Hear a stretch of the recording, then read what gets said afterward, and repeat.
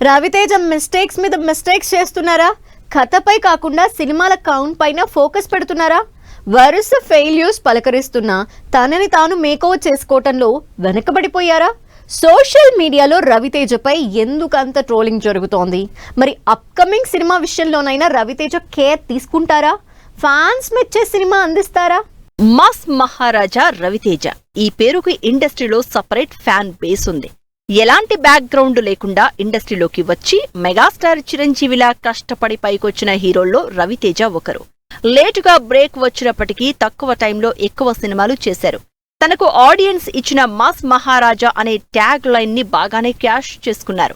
Mass entertainer సినిమాలు చేస్తూ audience ని ఎంటర్టైన్ చేసిన రవితేజ సక్సెస్ చూసి 3 ఏళ్లవుతోంది. ఎన్ని సినిమాలు చేసినా అవన్నీ ఒక్కదానికి మించి మరొకటి బాక్సాఫీస్ దగ్గర డిజాస్టర్ అయ్యాయి. ఇక మాస్ జాతర సినిమాతో కంబ్యాక్ అవుతారు అనుకుంటే ఆల్మోస్ట్ సేమ్ సీన్ రిపీట్ అయ్యేలా ఉంది.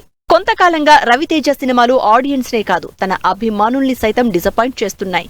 ఈగల్, టైగర్ నాగేశ్వరరావు సినిమాలతో ఎక్స్పెరిమెంట్స్ చేసినా వాటిల్లోని యూనిక్ పాయింట్ ని కమర్షియల్ ఎలిమెంట్స్ డామినేట్ చేయడంతో బాక్సాఫీస్ దగ్గర డిజాస్టర్ అయ్యాయి. ఇక హరీష్ శంకర్ డైరెక్షన్ లో వచ్చిన మిస్టర్ బచ్చన్ సినిమా గురించి ప్రస్తావించకపోవడమే బెటర్. అంతలా ఫ్యాన్స్ ని డిసప్పాయింట్ చేసింది ఆ సినిమా. ధమాకా తర్వాత హిట్ లేని రవితేజ లిస్ట్ లో మాస్ జాతర కూడా చేరిపోయేలా ఉంది. కర్ణుడి చావుకి 100 కారణాలు అన్నట్లు రవితేజ వరుస ఫెయిల్యూర్స్ కి కారణాలు లేకపోలేదు. ప్రజెంట్ మార్కెట్ లో కాంపిటీషన్ మరీ ఎక్కువ కావడంతో రవితేజ స్టోరీ సెలెక్షన్ లో తడబడుతున్నట్టు స్పష్టంగా కనిపిస్తోంది. ఇదివరకంటే ఏదో కమర్షియల్ ఫార్మాట్ లో సినిమాలు చేసిన బండి నడిచేది. కానీ పాన్ ఇండియా ట్రెండ్ లో ఆడియన్స్ ని మెప్పించే కంటెంట్ ఉంటేనే సినిమాకి కాసుల వర్షం కురిపిస్తున్నారు. కంటెంట్ లేని సినిమా ఎంత పెద్ద స్టార్ హీరో సినిమా అయినా కూడా ఇట్టే రిజెక్ట్ చేస్తున్నారు.